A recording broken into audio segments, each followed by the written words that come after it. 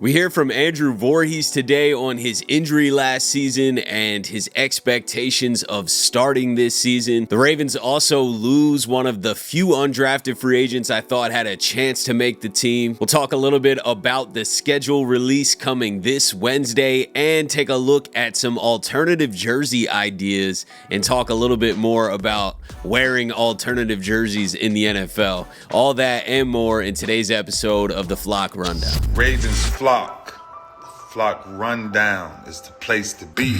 Motionless brainwaves attempt to swim their way to sense, can't tame the untamed. What's up, Ravens fans? My name is Ryan, and welcome back to another episode of the Flock Rundown. Before we get into today's topics, just want to say thank you. We just hit 9,000 subscribers.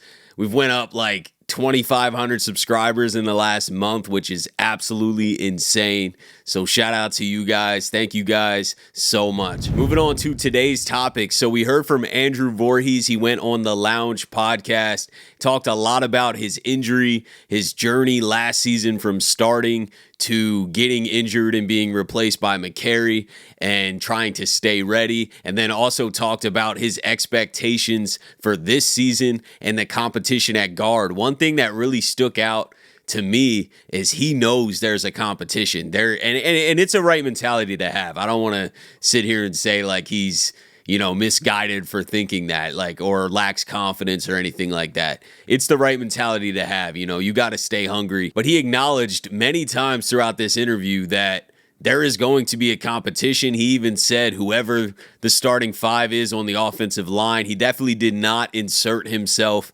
into the starting lineup. And we've been talking about the offensive line for a while now, but all we're asking for as fans is just strong competition. And I think we're getting that. I don't care if Falele or Vorhees wins the job or doesn't win the job. I'm rooting for the best player at that position that gives us the best chance to have the strongest offensive line. If that's Andrew Vorhees at left guard and Daniel Falele at right guard and they win the job and they deserve it, awesome. Let's go. I'm rooting for you. You know what I mean? And I think Vorhees is coming in with that same mentality, to be honest with you. He's ready to work. Listening to him in this interview, he is not taking anything for granted. There's events and responses to the events equals your outcome. We can't change the events in our life, but we can change our responses, and that's going to dictate the outcome. So really, at the end of the day, I saw my injury as nothing more than an opportunity to learn, get better, figure it out. And so, like I said, definitely felt like I grew as a person, and it was unfortunate that it had to be there and then. Mm-hmm. But, things all work out at the end of the day. I'm grateful to be here. I probably wouldn't be here if that wouldn't have happened. Who knows where I would have ended up. So just thankful for everything that happens in life, and we'll see what happens next. Hopefully it's nothing crazy like that ever again. But, we'll figure it out. And like I said, every time those events come around, we'll choose a great response, and great outcomes will follow. But you're in a similar situation that you're coming in and you have a chance to start for compete for a starting job. How do you look at that and just the competition that you'll have in front of you over the course of this offseason into training camp? Yeah, I think I just go into every year just trying to be the best football player I can be, and then just let the rest take care of itself.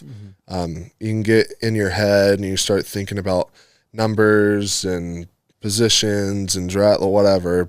You just go out there and do what you can do to be the best football player that you can be. You'll put yourself in a position of success for the most part, right? I know obviously things are sometimes out of your control or not favorable, but that's kind of been my mentality throughout my football career. Just work hard, do the right thing, and the rest will take care of itself. Vorhees has had a hell of a journey to start his career. I mean, this guy is battle-tested. If he can stay healthy and produce consistently, he's mentally battle-tested after going through that injury at his pro day and then falling all the way to the end of the draft. This guy was going to be a top, second, third round pick for sure, and ends up falling all the way to the 7th round because of the injury. He has to redshirt his rookie season while he rehabs that injury. Finally gets a chance to start, wins the starting job last season, has an ankle injury, is replaced by McCary. But he did look tremendously better at the end of the season, and I'm excited to see the growth of Vorhees and Falele. Like I said, I'm rooting for these guys, man. I'm not rooting for someone else to win the job. I'm rooting for the best player to win the job. So whoever that ends up being, if it ends up being Emory Jones or Ben Cleveland or Andrew Vorhees, whatever, man, whatever. Whoever is the best player, put him in. Let's go ball. That's what I want. That's what I think we're going to get, and I'm not against adding more competition, but whatever it takes to get the strongest offensive line. The offensive line needs to be the strength of this team. We need to protect Lamar. And I think the Ravens added quite a bit of resources to the offensive line. Even hearing Vorhees talk in this interview, he knows there's a competition coming, and I think the Ravens and everybody, including him, are better for it. Moving on to some not so positive news. The Ravens lost Nash Hutmacher, defensive tackle, undrafted free agent that they never officially signed. I guess he was rumored to have signed, and then he was a camp tryout, so he was at rookie minicamp, but never ended up signing with the Ravens. He ended up signing with the Buccaneers. He is officially on their roster, so the Ravens don't have Nash Hutmacher anymore, and I think this was one of the few undrafted free agents that I thought had a chance to make the team. Other guys at that same position like Jason Jones also has a chance to make the team, I think. Linebacker Jay Higgins has a chance to make the team. There's a couple guys that still have a shot. The Ravens are one of the few teams that do consistently sign an undrafted free agent to the active roster. 19 out of the last 20 seasons, we've signed an undrafted free agent to the 53. So it's very possible, but it's not going to be Nash Hutmacher, and that sucks. I was high on this guy, not thinking he's a superstar or anything, but he was that big body nose tackle that we could plug in and kind of stuff the run game. But it is what it is. He's on the Bucs now. Wishing him the best. Moving on to the next topic, which is not news related, but I saw this graphic floating around on X by the graphic god, and it's an alternative winter white jersey helmet combo with the Ravens with the gold numbers, and I just thought this looked absolutely insane, to be honest. Shout out to the graphic god for making this, and whoever had this vision to come up with this idea, shout out to you. But seeing this got me thinking about alternative jerseys in the NFL. There's not a lot of weeks that teams wear alternative jerseys. They kind of got to schedule it ahead of time. You can only wear the combo once. The Ravens recently introduced the all purple with the purple helmets. I was at that game Thursday night last year against the Bengals. Those purple jerseys, purple helmets, purple pants looked absolutely insane. That is a great combo. The Ravens should keep that in their bag of alternative uniforms. I think we need to keep doing that every year. Obviously, we got the all black, which goes absolutely insane. That should go nowhere. But why can't we have another week or two of alternative jerseys? For example, like this winter white one where it's gold letters and it's all white. Or why can't we make a jersey that's like the practice jerseys? Lamar Jackson's practice jersey has looked absolutely insane. And we've been begging for them to put that for sale or just make that an alternative jersey color. And I respect keeping jerseys that look good the same for a long time and wearing them often. It increases brand awareness. The Ravens have worn similar jerseys for a long time now, and I'm not against that. I just wish there was like 1 or 2 more weeks throughout the season that we could just have a totally different uniform combination that's still like team colors and everything, but something like this winter white, the all blacks, the all purple. We don't need half the season filled with it, but can we get 4 weeks out of the 17 or 5 weeks out of the 17 where a team can decide to wear an alternative jersey? I just think that they look so sick. They always bring excitement to that game. Fans go out and buy those jerseys. I mean, there's so many benefits to it. The only negative I can even think of is that you're not showing as much love to the consistent classics, but I mean, who cares? It's exciting to have an alternative jersey. Last year when we rolled out those purple helmets with the all purple uniforms, everybody was hyped. They look sick.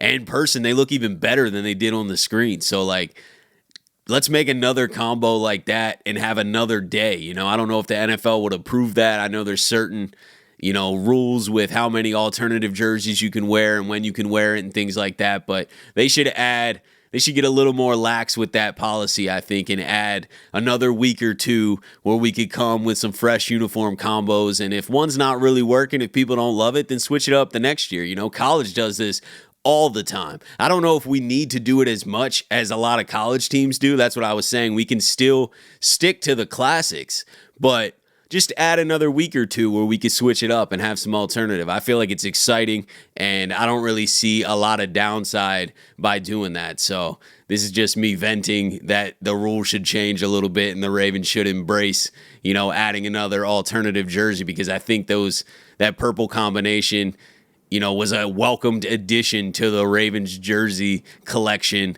The all black's going to stay forever. We got our classic purple on white, purple on black, white on white, white on black.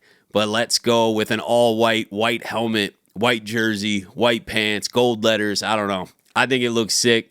I'm behind this. I'm for this. I'm for more alternative jerseys in the league. We got the NFL schedule officially releasing Wednesday night. We already know the home and away opponents. Obviously, we play our division. We're also playing the Patriots, Jets, Lions, Bears, Texans, and Rams at home. And then the Bills, Dolphins, Packers, Vikings, Chiefs on the road. The road schedule is pretty difficult. Not a lot of easy games there. I'm just excited to see how many primetime games we get. We should max out again, most likely. Where are those primetime games at? Can we get a Monday Night Football game in Baltimore? That would be massive. It feels like it never happens. I know a lot of people are rooting for a Christmas Day game again. I don't know. I think we should take a break on Christmas Day. Let the players enjoy, you know, it with their family. I know it's cool that the Ravens are consistently on Christmas Day. And if it happens again this year, then I feel like we're like the Lions for Thanksgiving. The Ravens are on Christmas every year. I'm excited to see who we open against. Is it going to be in prime time? Last year, we were on the road in Kansas City to start the season, which is a difficult start, to be honest with you. I wouldn't be against having a 1 o'clock game against the Jets or something to open the season and just, you know, get the ball rolling where we don't have to play perfect, because nobody's playing perfect at the start of the season anyway, especially now that most teams don't play in the preseason. They don't play their starters in the preseason. So the first 2-3 weeks is like the preseason. I mean, there's just no other way around it. You can't replicate real meaningful games in training camp. You know, you can practice your face off against each other. You can have joint practices, whatever, but it doesn't equal what week 1, week 2, week 3 is. So every team's kind of sloppy starting the season. You know, they're working out a lot of kinks. Last year we had pretty inconsistent offensive line play for a while. We had very inconsistent safety play for a while, and it took almost half a season for the Ravens to really lock in and get going. So hopefully we don't have that long of a start, and I'd like to just hit the ground running early in the schedule. But either way, I'm pumped to see the schedule come out Wednesday night. I will do a first reaction video like I do every year to looking at the schedule, where I just turn on my camera, go on my phone, and go week by week. I don't look ahead of time at all, just to give a first reaction, first initial thoughts, and kind of just go through the schedule with you guys. I always think that's pretty fun, but that'll be Wednesday night. Pumped for that. We may see a couple games leak before. Sometimes the primetime games leak. I know they leaked the Cowboys, Eagles to start the season, so we may see, you know, the Ravens have a game in the next 2 days that leak. But other than that, the full schedule comes out Wednesday night. But that's it for today, guys. Not a ton of news going on out there. Mainly the schedule coming up on Wednesday is the biggest thing. But wanted to bring you the updates that were out there today. Let me know what you guys are thinking about everything. Appreciate you guys, as always, for tuning in to another episode of the Flock Rundown. Have a beautiful rest of your day. And I'll let the greatest linebacker in the history of the game take us out. Ravens flock. Flock Rundown is the place to be. My man Ryan has been a lifelong Ravens fan since he was born. The Flock Rundown. Nothing gets better than waking up and wondering how high we can fly. Tune in. Motionless brainwaves attempt to swim their way to sense, can't tame the untamed.